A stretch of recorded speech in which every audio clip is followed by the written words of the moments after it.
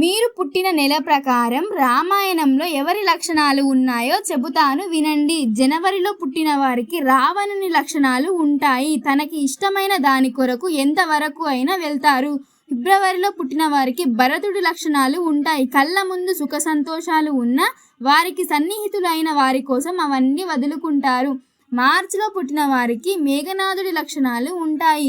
తండ్రికి ఇచ్చిన మాట ఎప్పటికీ జవదాటడు. ఏప్రిల్లో పుట్టిన వారికి లక్ష్మణుడి లక్షణాలు ఉంటాయి.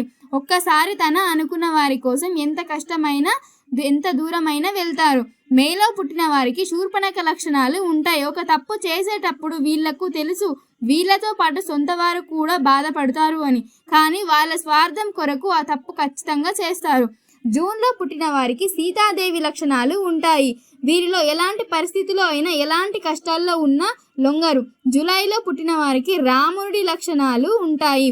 దీని గురించి చెప్పనక్కర్లేదు. ప్రేమించిన వారి కోసం ఎంత కష్టమైనా ఎంత దూరమైనా వెళ్ళి సాధిస్తారు. ఆగస్టులో పుట్టిన వారికి ఊర్మిళాదేవి లక్షణాలు వస్తాయి. తన వారి కోసం ఎన్ని సంవత్సరాలు అయినా ఎదురు చూస్తుంది. సెప్టెంబర్లో పుట్టిన వారికి విభీషణుని లక్షణాలు ఉంటాయి. తప్పు చేసేది సొంత వాళ్ళు అయినా ధర్మం ఎటువైపు ఉందో అటువైపే ఉంటారు. అక్టోబర్లో పుట్టిన వారి కొంతమందికి మంత్ర లక్షణాలు ఉంటాయి. వాళ్ళు బాగుండాలని పక్కన వాళ్ళ జీవితాన్ని నాశనం చేస్తారు. నవంబర్లో పుట్టిన వారికి కుంభకర్ణుని లక్షణాలు వస్తాయి. వీళ్లకు ఏ పనినైనా సాధించే శక్తి ఉంటుంది, కానీ వారి ఒళ్ళు బరువు వల్ల ఏది సాధించలేరు. డిసెంబర్లో పుట్టిన వారికి శివుడి లక్షణాలు ఉంటాయి. అన్నీ తెలిసి కూడా వీళ్ళు ఏమి తెలియని వారిలాగా చూస్తూ ఉంటారు.